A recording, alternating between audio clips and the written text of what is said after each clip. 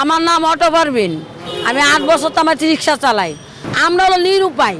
আমরা কিন্তু কোনো পক্ষে না, হাসিনা পক্ষে কোন আর খালেদার পক্ষে কোন তা না। আমি চোরের রাষ্ট্রে বাস করি, সব হলো চোর। যেখানে 10টা হুন্ডা আছে এখানে 10টা গুন্ডা আছে, মানে হাসিনার গুন্ডা সব। আমার গরিব মানুষের কোনো গুন্ডা নাই। আমরা দিন আনি দিন খাই, আমরা কোনো পক্ষে না।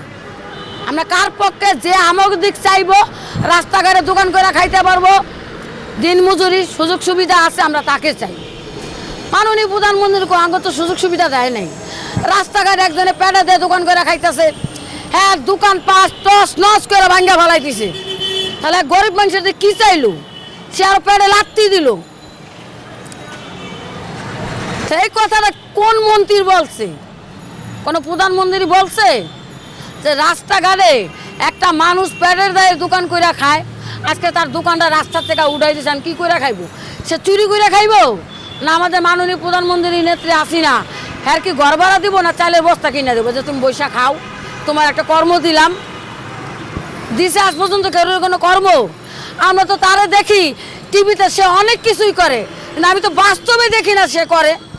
আজকে আমারও করতো তাহলে আমি বুঝতাম না। সে আমার সুযোগ সুবিধা কইরা দিছে, আমার পোলাপানের লেখাপড়া, সে আমার থাকার একটা বাসনটা কইরা দিছে। আজও তো আমি পাইলাম না হাত থেকে কোনো সহযোগিতা। 8 বছর ধরে গাড়ি চালাই।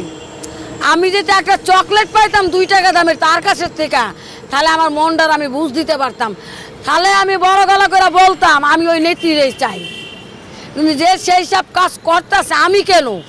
আমার মতন হাজার শ্রমিক তারা বলবে তাকে আমি চাই না। তার একটাই দোষ, সে জিনিসের দাম বাড়াইছে, ঘর ভাড়া বাড়াইছে, চালের দাম বাড়াইছে, তেলের দাম বাড়াইছে, 3000 টাকা ইলিশ মাছের কেজি। এখন গরিব মানুষের খাওয়ানো সম্ভব না। আমার নাম অটো পারবিন। আমি 8 বছর তো আমার রিক্সা চালাই। এই শীতের মধ্যে পেটের দায়ে, শীত হোক গরম হোক বৃষ্টি হোক তুফান হোক, তাও আমার পেটের দায়ে আমার রাস্তায় নামতে হয়। আমার বাল বাচ্চার জন্য, আমার ঘর ভাড়ার জন্য, বাজারের জন্য আমার বাধ্য হয়ে আমার রাস্তায় বাইরেতে হয়। এই যে বর্তমানে আলুর কেজি 60 টাকা, চাল যেখানে আসলে 40 টাকা 50 টাকা, এখানে আরও 5 টাকা বাইরে গেছে, তাহলে 60 টাকা। এখন আমাদের কোনো আয় উন্নতি নাই। আগে 1000 টাকা হইলে আমাদের বাজার করলে আমরা 5 দিন 6 দিন খাইতে পারছি, আর এখন একদিনে 1000 টাকা পানির মতন। তাহলে এই কি আমাদের কোনো আয় উন্নতি আমরা কিছুই পাচ্ছি না। তাহলে আমরা কোন সরকারে ভোট দিব আর কোন সরকারে আমরা চাই? এটা তো একটা মিট করতে হইব।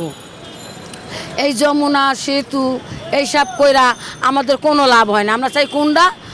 আমরা গরিব মানুষ, খেটে খাওয়া মজুরি, আমরা দেশের থেকে ঢাকা আসি, ঢাকা গাড়ি চালাই 2 টাকা আয় করার জন্য। আমরা 2 টাকা আয় করবো কেমনে? আরও আমরা তলে পড়া যাই। এই যে বিদ্যুৎ বিল বাড়াইছে, গ্যাস বিল বাড়াইছে, আমরা গরিব মানুষ রিক্সা চালাই কয় টাকা পাই? যাও মনে করেন একটা ভাড়া গাড়ি চালায় 500 টাকা জমা। মনে করেন সকাল 6টা বাজে বাইরেছি, রাত 12টা বাজে বাসায় যাবো। রাত 12টা বাজে বাসায় যাবো, যদি 1000 টাকা কামাই, তাহলে আমার 500 টাকা দিতে পার, 500 টাকা আমার পকেটে থাকবো। তাহলে আমার ওই 500 টাকা দিয়ে কি আমার পোলাপানের ভবিষ্যৎ করবো, না আমার ঘর ভাড়া দিমু, না আমরা বাজার করবো ঠিক মতন? এখন জিনিসের যেই দাম, আমাগো উপরে উঠার কোনো সম্ভব নাই। যেহেতু জিনিসের দাম কম হইতো, ঘর ভাড়া কম হইতো, তাহলে মনে করেন আমরা খাইয়া লইয়া 2 টাকা আমরা রাখতে পারতাম। এই উপায় আমাকে নাই, এখন আমরা নিরুপায়। কারণ আমাকে এই ব্যবস্থাটা কোন সরকারে দেখবো?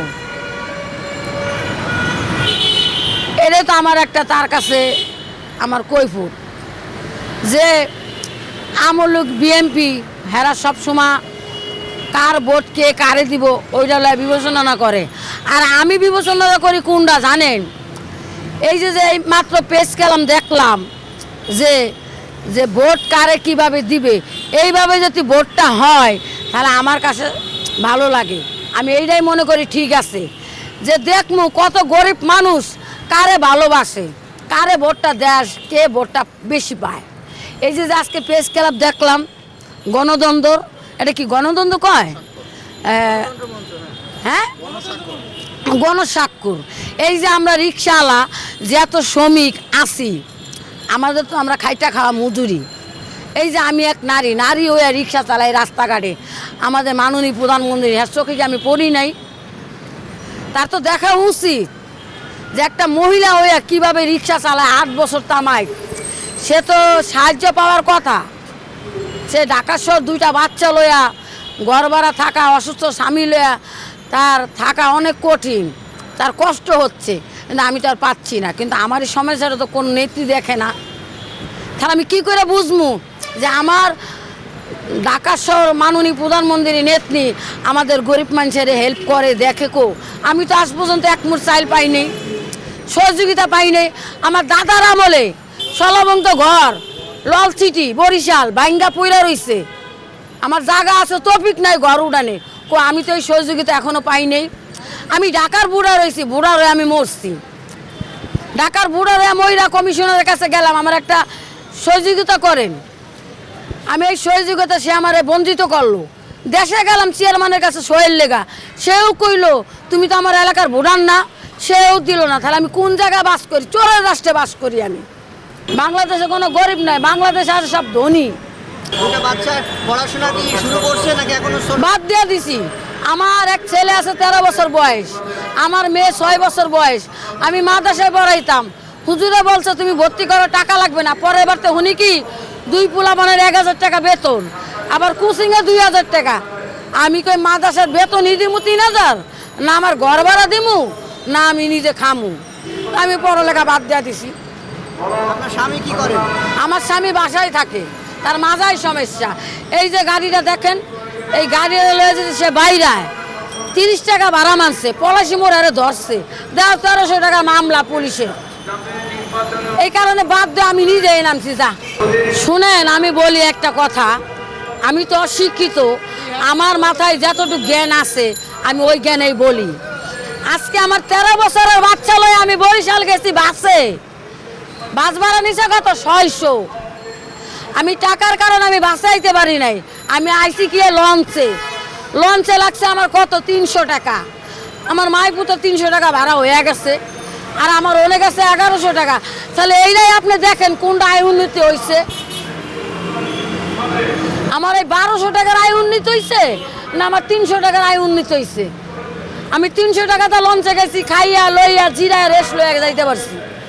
আর আমি আজকে বাসে গেছি, আমার 1200 টাকার ধাক্কা। তাহলে কি আয় উন্নতি করছে? এই আয় উন্নতি আমাকে কোনো কামে দেয়নি। এই আয় উন্নতি কাগো কামে দিছে, তাকে পকেট ভরা টাকা আছে তাগো। আমাকে পকেট ভরা টাকাও নাই, আর আমাকে এটি কামে দেয় না। আমরা দিন আনি দিন খাই, এই আমাকে কামে দিব না। আমরা চাই কি? আমরা চাইল চাইল ধানের শীত চাইল, ওই চাইল খাইয়া আমাদের পেট থাকে, আমাদের গায়ে শক্তি থাকে। আর ওই ধানেই যদি ঢাকা শহর না থাকে, কোনো রাষ্ট্রে না থাকে, আপনি হাসিনা বলেন, খাদ্যমন্ত্রী বলেন, যাই বলেন, না খাইয়া দেখবেন রাস্তায় চিতে হইয়া রয়েছে, আর শরীরে কোনো শক্তি থাকবে না। নৌকা নৌকা পানিতে যাবে, চিত হবে, ডুবা মইরা যাবে।